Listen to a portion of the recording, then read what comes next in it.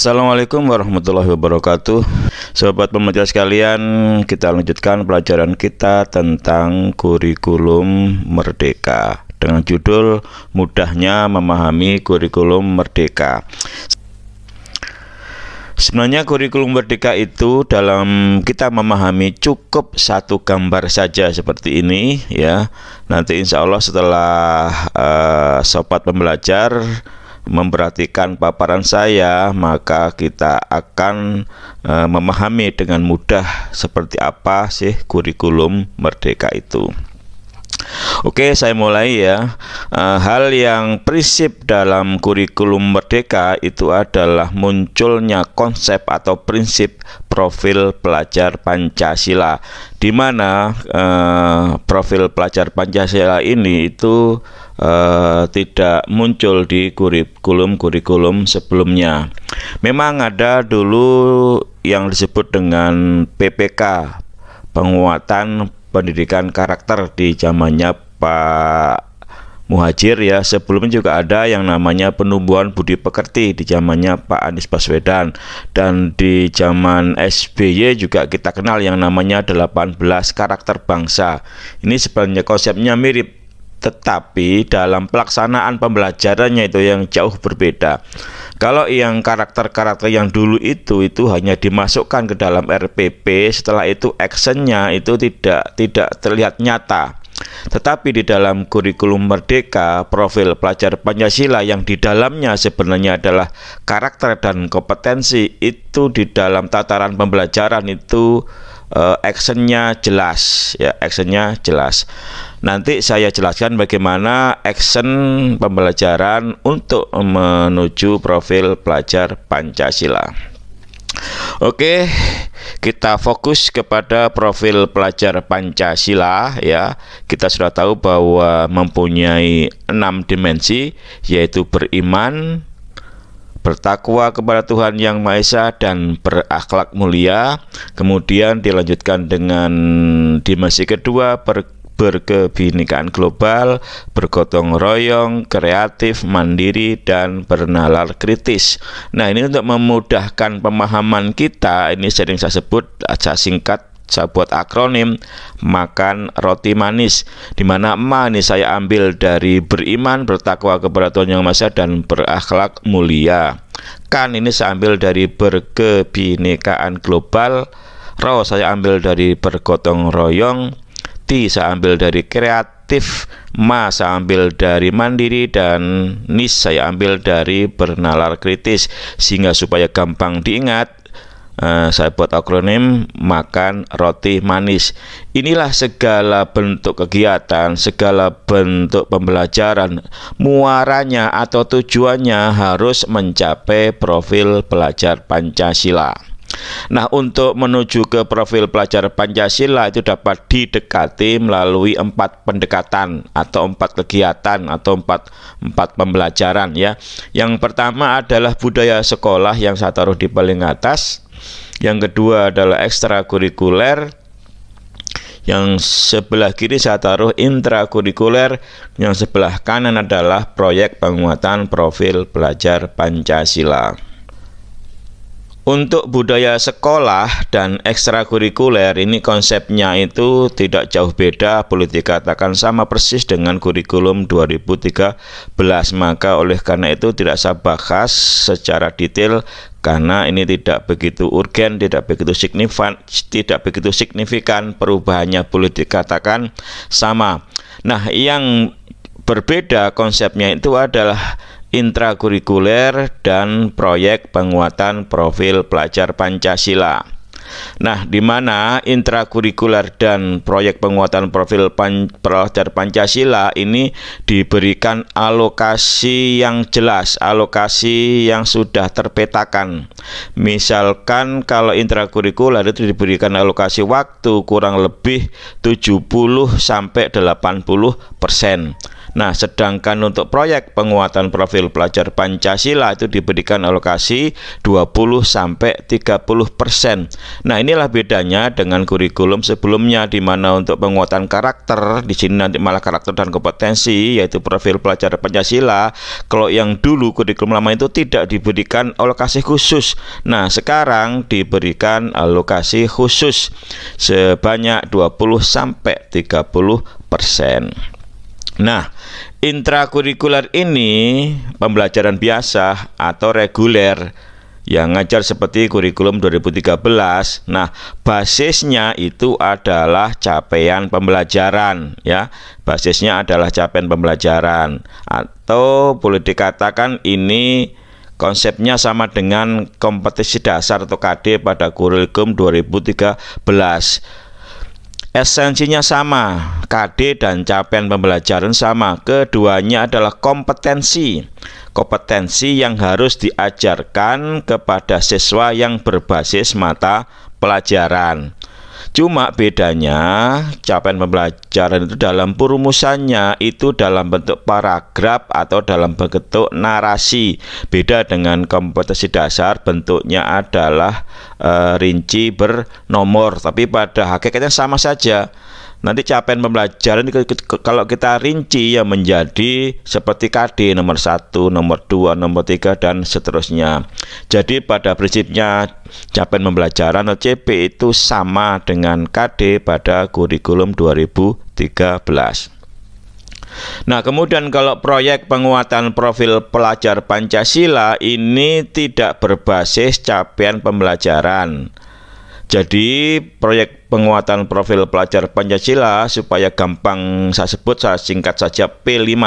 P5 ini sama sekali tidak untuk mencapai capaian pembelajaran, tetapi berdasarkan tema, ya. Jadi berdasarkan tema. Jadi saya tegaskan bahwa intrakurikuler berdasarkan CP atau capaian pembelajaran, tapi kalau P5 itu berdasarkan tema.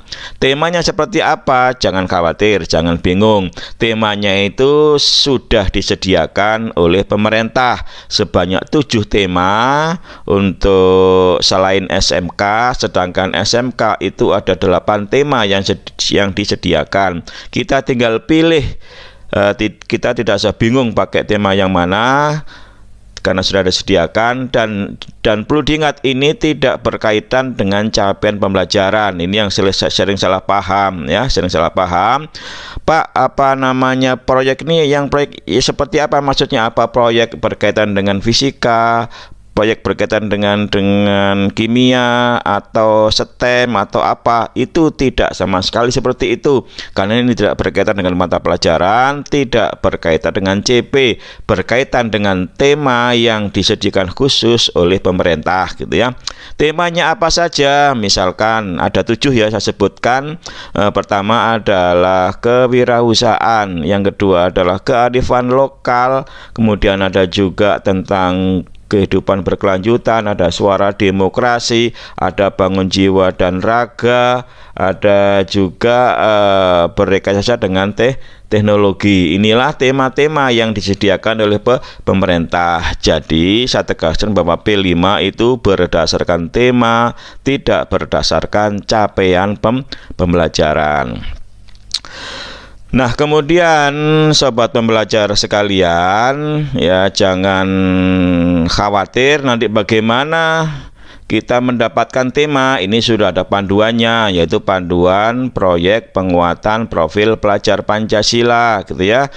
Kemudian untuk intrakurikuler itu juga tidak usah khawatir, ada panduannya, yaitu panduan pembelajaran dan asesmen, gitu ya. Nanti bagaimana kalau kita masih kesulitan? Jangan khawatir juga, nanti ada contoh-contohnya, dokumen-dokumen yang disediakan oleh Kemendikbudristek. Oke, saya lanjut ya.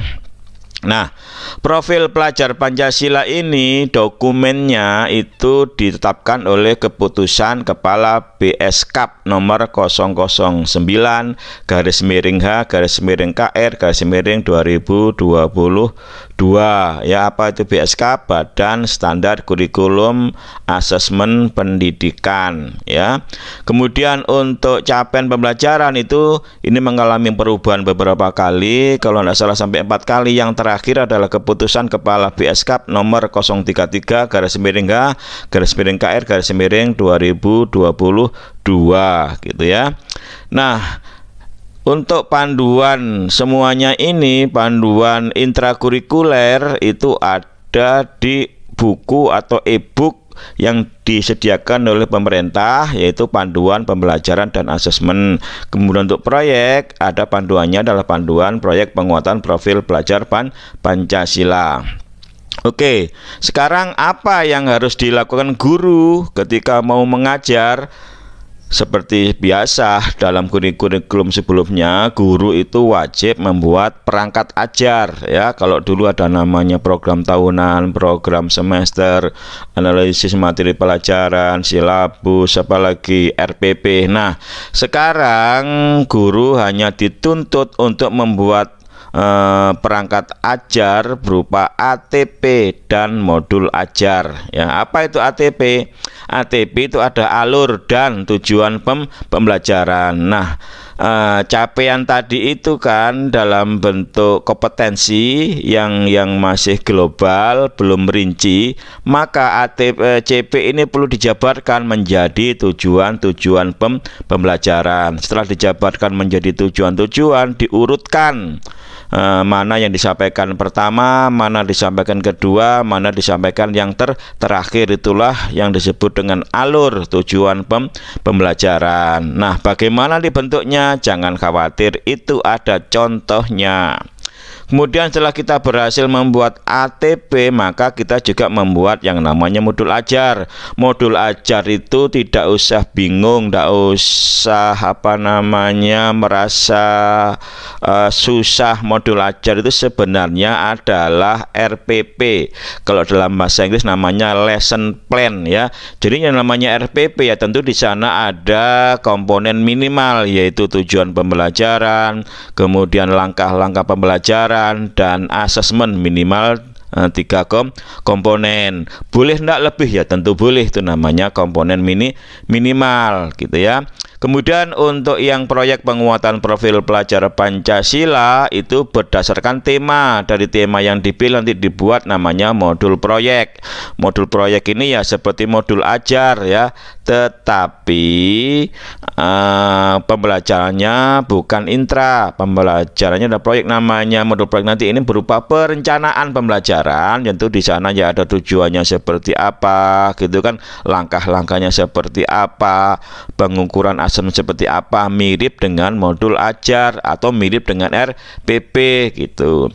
Nah, kemudian Bapak sekalian, dari gambar ini sebenarnya tidak banyak dokumen sebagai acuan Bapak Ibu untuk melaksanakan kurikulum Merdeka. Cukup Bapak Ibu pegang yang namanya dokumen profil pelajar Pancasila berdasarkan BSK 009. Ini untuk proyek atau untuk P5. Untuk intrakurikuler, Bapak Ibu cukup pelajari dokumen capaian pembelajaran yang diputuskan oleh Kepala BSK 003 gitu kan. Kemudian Bapak Ibu nanti bagaimana membuat ATP, baca panduan dan panduan pembelajaran dan asesmen. Bagaimana melaksanakan P5, baca panduan proyek penguatan profil pelajar Pancasila. Masih bingung? Jangan khawatir, semua ini ada contohnya gitu ya, semua ada contohnya. Jadi Bapak Ibu secara garis besar dokumennya cuma 4 yang Bapak Ibu butuhkan ya. Pertama adalah profil pelajar Pancasila, yang kedua adalah capaian pembelajaran, yang ketiga adalah panduan pembelajaran dan asesmen, yang terakhir adalah panduan proyek penguatan profil pelajar Pancasila. Ini 4 buah pokok dokumen yang harus Bapak Ibu pelajari. Tetapi kalau Bapak Ibu mau memperdalam, ya silahkan, ada sumber-sumber lain atau bahan-bahan untuk mempelajari kurikulum Merdeka dalam bentuk video. Misalkan Bapak Ibu bisa masuk ke platform Merdeka mengajar. Jadi saya tegaskan Bapak Ibu, ketika mau mengajar tidak usah repot, tidak usah bingung. Bapak Ibu cukup membuat yang namanya ATP dan modul ajar untuk intra, kemudian modul proyek untuk P5. Oke, sampai di sini sobat pembelajar, mudah-mudahan bermanfaat. Saya akhiri. Wassalamualaikum warahmatullahi wabarakatuh.